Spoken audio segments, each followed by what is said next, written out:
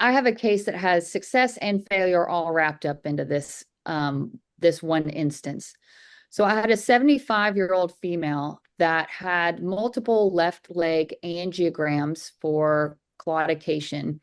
She had ended up with a superficial femoral artery stent, a popliteal artery stent, and tibial stents, all at an outpatient place. 3 months later, she ended up with all of those occluding, and she had to go to a major hospital in the area and had to get thrombolysis, which is clot busting medicine, delivered to try to open up the blood vessels, which did not work. Actually, it worked, and then she developed what we call compartment syndrome.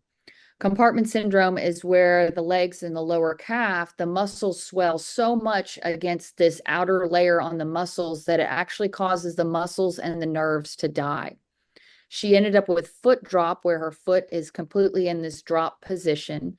And she had these non-healing fasciotomy sites. And I'm talking long incision sites on her leg that were non-healing.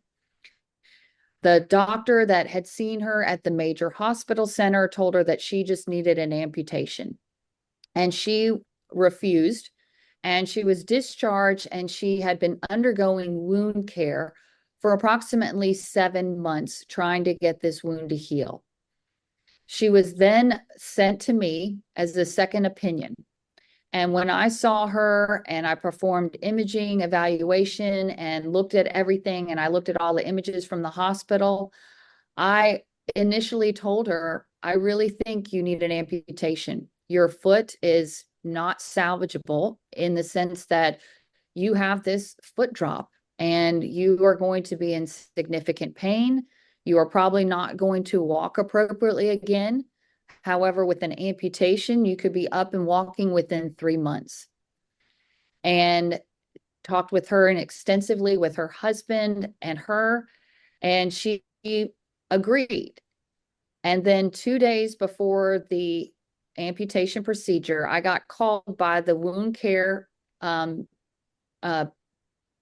She's a physical therapist, wound care physical therapist specialist.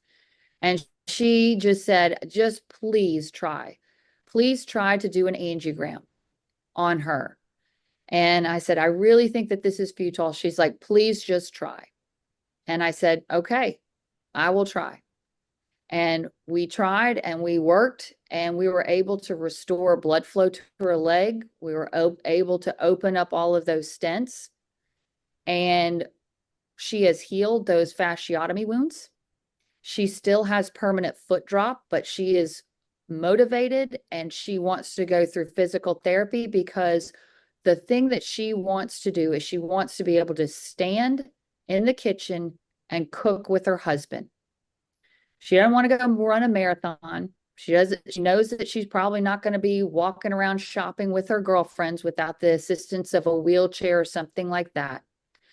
But her goal is just to be able to stand in the kitchen and cook with her husband. And so from this case, I learned to really listen to what the patient wants, and to give an effort and give your best effort to the patient. And then at that point, even if I hadn't been successful on that angiogram, she and I would have known that we did our absolute best to try one last time before we committed her to an above the knee amputation. And it really taught me a lot to not underestimate, one, my capability, and two, to listen to the patient and try to meet them where they are as best they can.